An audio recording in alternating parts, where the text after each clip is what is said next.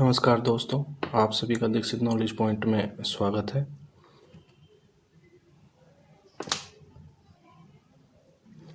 हम उत्तराखंड धार्मिक यात्रा के 2 पार्ट कर चुके हैं। ये उसी कड़ी में तीसरा पार्ट है, जिसमें हम आज 3 यात्राओं के बारे में डिस्कशन करेंगे। जिसमें हमारी पहली यात्रा है कैलाश मानसरोवर यात्रा। यह यात्रा प्रतिवर्ष जून से सितंबर माह के मध्य भारतीय विदेश मंत्रालय, कुमाऊं मंडल विकास निगम और आईटीबीपी के सहयोग से आयोजित की जाती है। जो कैलाश पर्वत की ऊंचाई है वो आपके 4530 मीटर है और यह यात्रा 4 धर्म के लोगों के लिए आध्यात्मिक केंद्र के रूप में जानी जाती है। इन 4 धर्म के अंतर्गत आपका तिब्बती, बौद्ध, जैन और हिंदू धर्म आता है।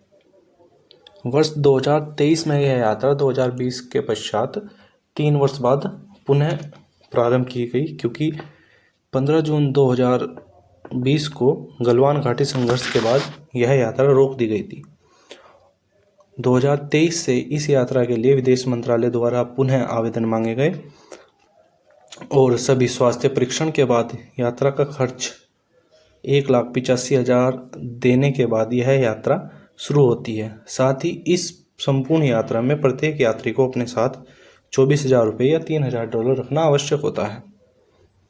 इस यात्रा की अवधि 40 दिन होती है और इस यात्रा की कुल लंबाई 865 किलोमीटर है, जिसमें से 209 किलोमीटर उत्तराखंड के अंतर्गत होती है। और यह यात्रा आपकी बस के द्वारा दिल्ली से प्रारंभ होती है और मानसरोवर झील तक इसको आयोजित कराया जाता है। दिल्ली से बस के द्वारा प्रारंभ होने के पश्चात यह यात्रा दिल्ली से मुरादाबाद, रामपुर, हल्द्वानी, काठगोदाम, बागेश्वर होते हुए धारचूला, पिथौरागढ़ में पहुंचती है और धारचूला, पिथौरागढ़ के बाद यह यात्रा पैदल मार्ग के द्वारा होती है, जो कि 180 किलोमीटर लंबी पैदल यात्रा है, जो तवाघाट, नारायणाश्रम, बूंदी, गुच्ची, कालापानी, नावीढांग से होते हुए लिपुलेख दर्रे में प्रवेश करती है। कई बार उत्तराखंड के कई एग्जाम्स में ये क्वेश्चन भी आया है कि कैलाश मानसरोवर यात्रा के सबसे निकट स्थित आश्रम कौन सा है, तो वो आपका है नारायण आश्रम। जो नावीढांग है उत्तराखंड में इस यात्रा का अंतिम पड़ाव है। इसके बाद यह यात्रा आपके चीन में प्रवेश कर जाती है। धारचूला से लिपुलेख तक इसकी जो पैदल यात्रा की लंबाई है वो 160 किलोमीटर और लिपुलेख से कैलाश तक की जो इसकी लंबाई है वो आपकी 20 किलोमीटर की पैदल यात्रा है। तथा साथ ही कैलाश से मानसरोवर झील तक की जो दूरी है वो 32 किलोमीटर है। वर्तमान में भारत सरकार ने इस यात्रा की अवधि को कम करने और इस यात्रा में होने वाले खर्च को कम करने के लिए इसका एक अन्य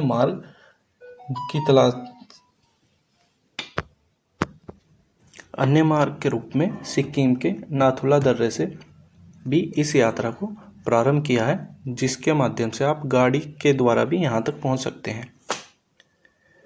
बीआरओ के द्वारा बॉर्डर रोड ऑर्गेनाइजेशन सीमा सड़क सुरक्षा के द्वारा तवाघाट से घटियाबगड़ और घटियाबगड़ से लिपुलेख तक 75 किलोमीटर की एक सड़क बनाई गई है, जिसका कि जो वर्तमान नाम है वो है NH9 और जो इसका पुराना नाम है वो आपको मिलता है NH125।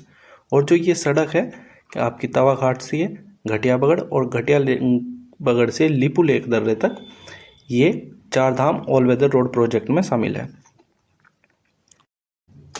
अगली यात्रा आदि कैलाश या छोटा कैलाश यात्रा। यह यात्रा आपकी पिथौरागढ़ में जोलिंगकोंग नामक पर्वत के पास होती है और इस जोलिंगकोंग पर्वत की ऊंचाई आपकी 6191 मीटर है, जो कि पार्वती ताल और ओम पर्वत की यात्रा है। 12 अक्टूबर 2023 को पीएम मोदी ने इसी ओम पर्वत की यात्रा की थी और पार्वती ताल में कैलाश पर्वत का प्रतिबिंब दिखाई देता है। मान्यता है कि कैलाश पर्वत पर निवास करने से पहले भगवान शिव यहीं निवास किया करते थे, इसलिए इसे आदि कैलाश कहा जाता है। और यहाँ पहुँचने के लिए तवाघाट से 107 किलोमीटर लंबी यात्रा करनी पड़ती है। अगली और आज के सेशन की अंतिम यात्रा गाड़ूधरी यात्रा। यह यात्रा भगवान बद्रीनाथ को तिल के तेल से अभिषेक करने हेतु होती है। इस यात्रा में महिलाओं द्वारा तिल का तेल निकाला जाता है और उसे गाड़ोधरी के नाम से जाना जाता है। यह थी आज के पार्ट 3 की तीनों यात्राएं। अगर आपको ये पसंद आई हो या आपको इसमें कोई त्रुटि लगी तो आप अपना सुझाव कमेंट में दे सकते हैं। और अभी इस धार्मिक यात्रा के अंतर्गत 2 पार्ट मतलब कि 6 यात्राएं और बचती हैं, जिन्हें हम जल्द से जल्द 2 पार्ट में कवर कराने का प्रयास करेंगे। धन्यवाद।